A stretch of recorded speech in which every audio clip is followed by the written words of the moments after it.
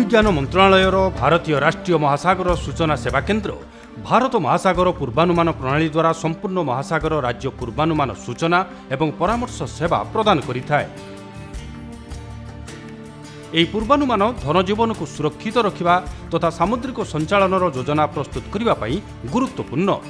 ମହାସାଗର ସମ୍ପର୍କରେ ଲହଡ଼ି, ପ୍ରବାହ, ପବନ ଏବଂ ତାପମାତ୍ରାର ଦୈନିକ ପୂର୍ବାନୁମାନ ବିଭିନ୍ନ ବର୍ଗର ଉପଯୋଗକର୍ତ୍ତା ଏବଂ ପଡ଼ୋଶୀକୁ 7 ଦିନ ପୂର୍ବରୁ ପଠାଇ ଦିଆଯାଇଥାଏ।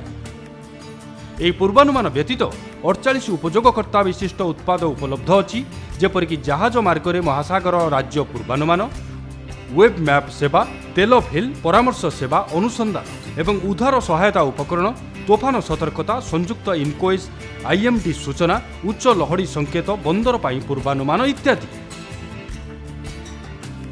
ପୂର୍ବାନୁମାନର ପ୍ରସାର ସୋସିଆଲ ମିଡିଆ ସମେତ ବିଭିନ୍ନ ମାଧ୍ୟମ ଦ୍ୱାରା ସ୍ଥାନୀୟ ଭାଷାରେ କରାଯାଇଥାଏ। National council of applied economic ରିସର୍ଚ୍ଚର ରିପୋର୍ଟ ଅନୁଯାୟୀ ଓଏସ୍ଏଫ୍ ସେବା ସମଗ୍ର ରୂପେ ଉଦ୍ୟୋଗକୁ 3.7 ଟ୍ରିଲିୟନ୍ ଟଙ୍କାରୁ ଅଧିକ ଆର୍ଥିକ ଲାଭ ପ୍ରଦାନ କରିଥାଏ। ଆମେ ମହାସାଗର ରାଜ୍ୟ ପୂର୍ବାନୁମାନ ସେବାର ଉପଯୋଗ କରିବା ପାଇଁ ଆପଣଙ୍କୁ ଆମନ୍ତ୍ରିତ କରୁଛୁ। ଉପକୂଳ ଏବଂ ମହାସାଗରରେ ନିଜର ସୁରକ୍ଷା ସୁନିଶ୍ଚିତ କରନ୍ତୁ ଏବଂ ଆର୍ଥିକ ଲାଭ ଉଠାନ୍ତୁ।